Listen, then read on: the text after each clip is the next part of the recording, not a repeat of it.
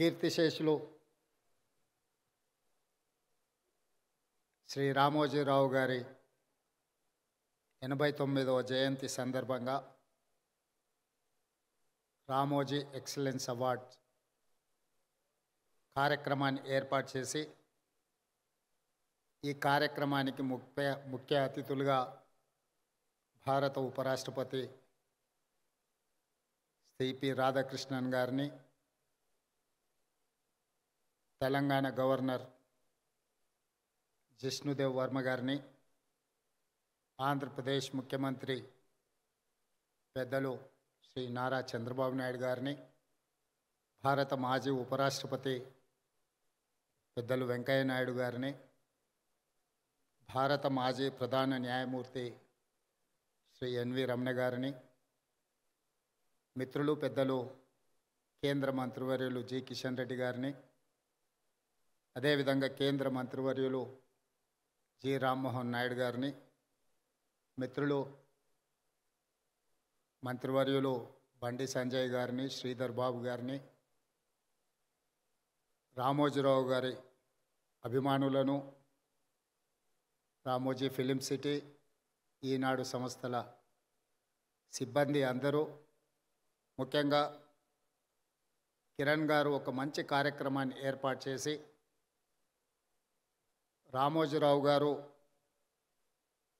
ఏ విలువలను, ఏ సాంప్రదాయాన్ని ఈ తెలుగు ప్రజలకు అందించిండో అందులో రాణించిన వాళ్ళను గుర్తించి రామోజీ ఎక్సలెన్స్ అవార్డ్స్ ఇవ్వడం ద్వారా కొత్త తరానికి ఒక స్ఫూర్తినివ్వాలని కార్యక్రమాన్ని ఏర్పాటు చేసినందుకు వారిని, వారి కుటుంబ సభ్యులను మనస్ఫూర్తిగా నేను అభినందిస్తున్నాను. ఈనాడు మనిషి మరణించిన తర్వాత వారిచ్చిన ఆస్తులనే కానీ వారి ఆలోచనలని కొనసాగించాలని, వారి ఆలోచనలకు అనుగుణంగా వారి సంస్థలను నిర్వహించాలని ఆలోచన చేస్తున్న వాళ్ళు చాలా తక్కువ మంది. కానీ ఈనాడు రామోజీరావు గారు ఇచ్చిన స్ఫూర్తి, వారు అందించిన సంస్థలు, ఈ సంస్థల్ని నిర్వహించడం కూడా అంత ఆషామాషి వ్యవహారం కాదు. ఆర్థిక భారంతో కూడుకున్నాయి. చాలామందికి ఇందులో లాభాలే ఉంటాయన్న ఆలోచన ఉంది, కానీ వీటి నిర్వహణలో అధిక వ్యయం కూడా కూడుకొని ఉన్నదన్న సంగతి చాలామందికి తెలియదు. అయినా వారి కుటుంబ సభ్యులు ఈనాడు ఈ సంస్థలను అన్నీ నిర్వహిస్తూ తెలంగాణ రాష్ట్రానికి, హైదరాబాద్ నగరానికి ఒక గర్వకారణంగా ఈ సంస్థలు ఈరోజు నిలబడ్డాయి. ఈనాడు తెలంగాణ రాష్ట్రం, హైదరాబాద్ నగరము అంటే ఒక 4 వండర్స్ గురించి మనం మాట్లాడుకుంటే మొదటి వరుసలో చార్మినార్, రెండవ వరుసలో గోల్కొండ, మూడవ వరుసలో హైటెక్ సిటీ, 4th వండర్ కింద రామోజీ ఫిలిం సిటీ ఈరోజు తెలంగాణ రాష్ట్రానికి, హైదరాబాద్ నగరానికి ఒక గుర్తింపును తీసుకొచ్చింది. ఆనాడు తెలుగు సినీ పరిశ్రమ నంది అవార్డులతో మొదలై ఈనాడు ఆస్కార్ అవార్డులకి ఎదిగింది అని అంటే ఈ ప్రాంతంలో కట్టిన స్టూడియోలే కాదు, రామోజీ ఫిలిం సిటీ కూడా ఎంతో తోడ్పాటును అందించింది. అందుకే నేను చాలా సందర్భాలలో నేను చెప్పడం జరిగింది, టాలీవుడ్ బాలీవుడ్ కోసం కాదు, హాలీవుడ్ కూడా ఈ రాష్ట్రానికి, నగరానికి, రామోజీ ఫిలిం సిటీకి రావాలి. స్క్రిప్ట్తో వస్తే ప్రింట్తో వెళ్ళాలి అని రామోజీ గారు ఏదైతే ఆలోచనతో ఈ రామోజీ ఫిలిం సిటీని వారు ప్రారంభించినరో ఈరోజు ఆ కళ నిజమైంది. ఎవరైనా సినిమా తీయాలి అని అనుకుంటే స్క్రిప్ట్ తీసుకొని రామోజీ ఫిలిం సిటీ కాంపౌండ్లోకి వస్తే ఈరోజు ప్రింట్ తీసుకొని బయటికి వెళ్ళేంతగా అన్ని రంగాల నైపుణ్యాలను ఇక్కడ వారు కేంద్రీకృతం చేశారు. ఈ 2000 ఎకరాలు ఒక కళాఖండం, ఒక అద్భుతం.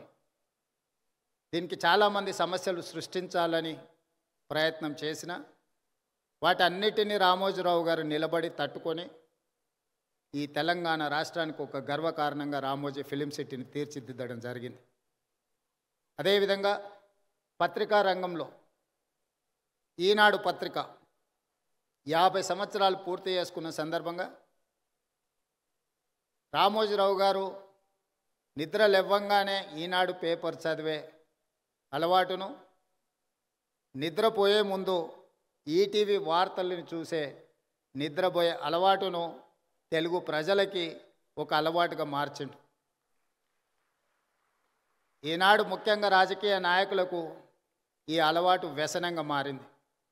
ఉదయం నాకు ఎన్ని పత్రికలు వచ్చినా ఖచ్చితంగా హెడ్లైన్స్ అయినా ఈనాడు పేపర్ నేను తిరిగేస్తా. ఎందుకంటే నిఖార్సైన సమాచారం, మిగతా దాంట్లో కొంచెం మసాలాలు కలర్స్ అవి ఇవి యాడ్ అవుతుంటాయి. ఇది యాక్చువల్ వార్తని ఈ 2-3 పత్రికలు చదివిన తర్వాత వాస్తవం ఏముందో తెలుసుకుందాము అని ఈనాడు తెలంగాణ రాష్ట్ర ముఖ్యమంత్రిగా 5-10 నిమిషాలైనా ఈనాడు పేపర్ నేను తిరిగేస్తాను. అదేవిధంగా సాయంత్రం ఇంటికి పోతే 9 గంటలకు ఈటీవీ వార్తల్ని తప్పకుండా చూస్తే ఎక్కడున్నాయి, ఈ ఊర్లోనే కాదు, ఈ నగరంలోనే కాదు, ఈ రాష్ట్రం పక్క దేశాలకు వెళ్ళిన సంపూర్ణమైన వార్తల్ని ఈటీవీలో ప్రసారం అవుతాయి. వాళ్ళ ఆలోచనలను కాకుండా జరిగిన వాస్తవాలను ప్రజలకు అందించాలన్న వారి స్ఫూర్తి ఈరోజు ఈనాడులో కానీ ఈటీవీలో కానీ కనిపిస్తుంది. అదేవిధంగా రామోజీరావు గారి గురించి ఆలోచన చేసినప్పుడు ఆశ్చర్యకరమైన అంశాలు కనిపిస్తాయి. పచ్చళ్ళు తినిపించిన రామోజీరావు గారి గొప్పతనం ఉంటుంది, పత్రిక చదివిన రామోజీరావు గారి గొప్పతనం కనిపిస్తుంది. ప్రసార సాధనాలు మార్గదర్శి చిట్ ఫండ్కి, రామోజీ ఫిలిం సిటీకి, ప్రియా పచ్చళ్ళకి, ఈనాడు పేపర్కి దేనికి పొంతన లేదు. ఇలా వివిధ రంగాలలో ఒక వ్యక్తి రాణించడం చాలా కష్టం. ఒక వ్యక్తికి ఒక విషయంలో టాలెంట్ ఉందంటే మనం అర్థం చేసుకోవచ్చు. అతను నిరంతరం అందులో కృషి చేయడం, అందులోనే ప్రయత్నం చేయడం అనేది ఆ వ్యక్తికి అందిన ఒక విద్య అనుకోవచ్చు. కానీ రామోజీరావు గారు ఏ రంగంలో ప్రవేశించినా ఆ రంగంలో నెంబర్ 1 ఉండడానికి వారు నిరంతరం, నాకు తెలిసి రోజుకు 18 గంటలు శ్రమించి, ఈరోజు వారు ఏ రంగంలో ప్రవేశించినా ప్రతి రంగంలో తనదైన ముద్రను వారు వేయడం జరిగింది. అందుకే ఈనాడు రామోజీ సంస్థ ఈ రామోజీ ఎక్సలెన్స్ అవార్డు కార్యక్రమాన్ని పెట్టడం ద్వారా ఈరోజు అవార్డు గ్రహీతలను గుర్తించడమే కాకుండా భవిష్యత్తులో ఇంతకుముందు చంద్రబాబు నాయుడు గారు ఏదైతే చెప్పినరో ఈ అవార్డు అనేది ఒక గొప్ప గౌరవంగా భవిష్యత్తులో ఇది రాణిస్తుంది అని నేను కూడా వారితో ఏకీభవిస్తున్నా. రామోజీ ఎక్సలెన్స్ అవార్డు అనేది ఆషామాషిగానో లేకపోతే రవీంద్ర భారతిలో చప్పట్లు దుప్పట్లతోని ఏర్పాటు చేసే ఆర్టిఫిషియల్ అవార్డు కాదు అని నేను సంపూర్ణంగా విశ్వసిస్తున్నా. ఈరోజు అవార్డు గ్రహీతలకు ఖచ్చితంగా వారి శ్రమకు, వారి నైపుణ్యానికి ఒక గుర్తింపు, రామోజీ గారి ఆలోచనలని భవిష్యత్ తరాలకు అందించడానికి మీరు, మేము, మన అందరము చేయగలిగిన ప్రయత్నం అంత చేయాలి. ఒక్క అనుభవాన్ని రామోజీరావు గారితో మొట్టమొదటి నేను కలిసిన అనుభవాన్ని మీతో పంచుకొని నా ఉపన్యాసాన్ని ముగిస్తాను. 2009 సంవత్సరంలో శాసనసభ ఎన్నికలు జరిగినాయి. ఎన్నికల తర్వాత ఓట్ల లెక్కింపుకు 1 రోజులు సమయం ఉండే. మేము అప్పుడు అన్ని లెక్కలు వేసుకున్నాం, తప్పకుండా ప్రభుత్వం వచ్చేటట్టే ఉందని. మరి ప్రభుత్వం వస్తే మంత్రులు కావాలనే కోరిక కూడా ఉంటుంది కదా. ఈరోజు ఆంధ్రప్రదేశ్లో వాళ్ళు చాలామంది మంత్రులు ఉన్నారు. ఒక 4 మిత్రులను కలిసి రామోజీరావు గారి సమయం తీసుకున్నాం. సార్ మిమ్మల్ని కలవాలనుకుంటున్నాం మేము అని. రాండి అన్నాడు. 4 కలిసి రామోజీరావు గారి దగ్గరకు వచ్చినాం. మా నడక, మా చూపులను బట్టి ఆయనకు అర్థమైంది వీళ్ళేదో మంత్రి పదవులకు పైరవి కోసమే వచ్చినట్టున్నారని. భోజనం పెట్టి కూర్చోబెట్టి, మేము అడగని కూడా అడగలే, వారే మొదలు పెట్టారు రాజకీయాలు, ఆ విధంగా ఎన్నికలు, ఫలితాలు ఏ విధంగా వస్తాయి అనేది విశ్లేషణ ఒక రకము. నేను ఇప్పటివరకు ఎవరికి ఎప్పుడు చంద్రబాబు నాయుడు గారికి నేను ఎవ్వరికి మంత్రి పదవి ఇవ్వాలని చెప్పలేదు. నా దగ్గరికి ఎవరు వచ్చినా మంత్రుల కంటే కూడా ఎమ్మెల్యేలకు బాగా రాణిస్తారని నేను సూచన చేస్తూ ఉంటాను. మీ 4 కూడా అదే సూచన అని వారు మాకు, అంటే మా మనసులో ఉన్న మాటను గుర్తించి, అంతకుముందు బయట చాలామంది మంత్రివర్గం అంతా చంద్రబాబు నాయుడు గారు, రామోజీరావు గారు చిట్టి పంపిస్తారు. చంద్రబాబు నాయుడు సార్ మంత్రివర్గాన్ని ఏర్పాటు చేస్తాడని బయట చర్చ జరుగుతుండేది. సరే రామోజీరావు గారు మా నలుగురిలో ఎవరికో ఒక్కరికైనా తప్పకుండా చెప్తాడు అనుకొని మేము వచ్చినాము. వారు రాజకీయ నాయకులకు కానీ ప్రభుత్వంలో కానీ ఇలాంటి సూచనలు ఎప్పుడు నేను చేయను. మీరు కష్టపడి పని చేయండి. మీరు మంచి చేస్తే తప్పకుండా నా పత్రికలో స్థానం ఉంటుంది. మీరు చెడు చేస్తే మాత్రం మొదటి పేజీలో స్థానం ఉంటుంది. మీరు ఏది కావాలనో కోరుకోండి అని చెప్పి మంచి భోజనం పెట్టి, రామోజీరావు గారు మంచి హోస్ట్. నేను ముఖ్యమంత్రి అయిన తర్వాత కూడా వస్తే చాలాసేపు భోజనం పెట్టి చాలా విషయాలు మాట్లాడారు. ముఖ్యమంత్రిగా వచ్చినప్పుడైనా ఏదైనా పనుల విషయంలో ప్రస్తావిస్తారేమో నేను అనుకున్న, వారు ఏం మాట్లాడలేదు. వారు చెప్పిండ్రు ఇది నా బాధ్యత, ఎందుకు సార్ రెస్ట్ తీసుకోవచ్చు కదంటే, నిత్యం నాకు ఈ పనిలోనే ఒక సంతృప్తి ఉంటుంది. ప్రతి పేజు నేను చదువుతాను.